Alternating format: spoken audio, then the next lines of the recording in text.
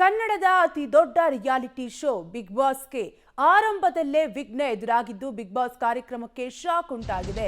ಕೇವಲ 2 ವಾರಕ್ಕೆ Bigg boss ಮನೆಗೆ ಬೀಗವನ್ನ ಜಡಿಯಲಾಗಿದ್ದು ಬಿಗ್ ಬಾಸ್ ಕಾರ್ಯಕ್ರಮಕ್ಕೆ ಆರಂಭದಲ್ಲೇ ವಿಘ್ನ ಎದುರಾಗಿದೆ. 2 ವಾರಕ್ಕೆ ಬಿಗ್ ಬಾಸ್ ಕಂಪ್ಲೀಟ್ ಆಗಿ ಬಂದ್ ಆಗಿದೆ. ಜಾಲಿವುಡ್ ಸ್ಟುಡಿಯೋ ಈಗ ಕಂಪ್ಲೀಟ್ ಆಗಿ ಖಾಲಿಯಾಗಿದ್ದು ಬಿಗ್ ಬಾಸ್ ಸ್ಪರ್ಧಿಗಳನ್ನ ರೆಸಾರ್ಟ್ಗೆ ಶಿಫ್ಟ್ ಮಾಡಲಾಗಿದೆ. ರಾತ್ರೋರಾತ್ರಿ ಬಿಗ್ ಬಾಸ್ ಸ್ಪರ್ಧಿಗಳನ್ನ ರೆಸಾರ್ಟ್ಗೆ ಶಿಫ್ಟ್ ಮಾಡಲಾಗಿದ್ದು ಬಿಡದಿಯ ಈಗಲ್ಟನ್ ರೆಸಾರ್ಟ್ಗೆ ಸ್ಥಳಾಂತರ ಮಾಡಲಾಗಿದೆ.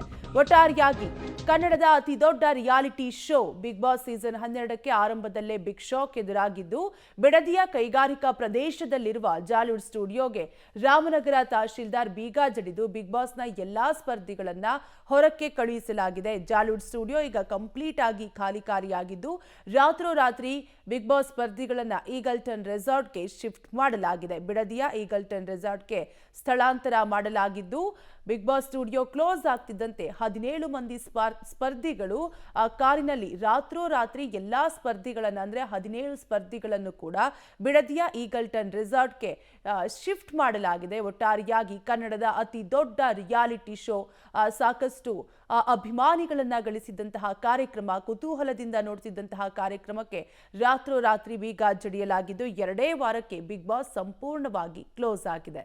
ಬಿಗ್ ಬಾಸ್ ಕಾರ್ಯಕ್ರಮಕ್ಕೆ ಆರಂಭದಲ್ಲೇ ವಿಘ್ನ ಎದುರಾಗಿದ್ದು ಕನ್ನಡದ ಅತಿ ದೊಡ್ಡ reality show Bigg Boss season 12ಕ್ಕೆ ಆರಂಭದಲ್ಲೇ ಬಿಗ್ ಶಾಕ್ ಎದುರಾಗಿದೆ. ಬಿಡದಿಯ ಕೈಗಾರಿಕಾ ಪ್ರದೇಶದಲ್ಲಿರುವಂತಹ ಜಾಲಿವುಡ್ ಸ್ಟುಡಿಯೋಗೆ ರಾಮನಗರ ತಹಶೀಲ್ದಾರ್ ಬೀಗ ಜಡಿದು ಬಿಗ್ ಬಾಸ್ನ ಎಲ್ಲಾ ಸ್ಪರ್ಧಿಗಳನ್ನ ಅಂದ್ರೆ 17 ಸ್ಪರ್ಧಿಗಳು ಬಿಗ್ ಬಾಸ್ ಮನೆಯಲ್ಲಿ ಇದ್ರು.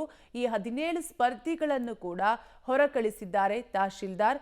So Bigg Boss studio close ಆಗ್ತಿದ್ದಂತೆ 17 ಮಂದಿ ಸ್ಪರ್ಧಿಗಳನ್ನು ಕೂಡ ಕಾರಿನಲ್ಲಿ ರಾತ್ರೋರಾತ್ರಿ 17 ಸ್ಪರ್ಧಿಗಳನ್ನು ಕೂಡ ಈಗಲ್ಟನ್ ರೆಸಾರ್ಟ್ಗೆ ಶಿಫ್ಟ್ ಮಾಡಲಾಗಿದೆ.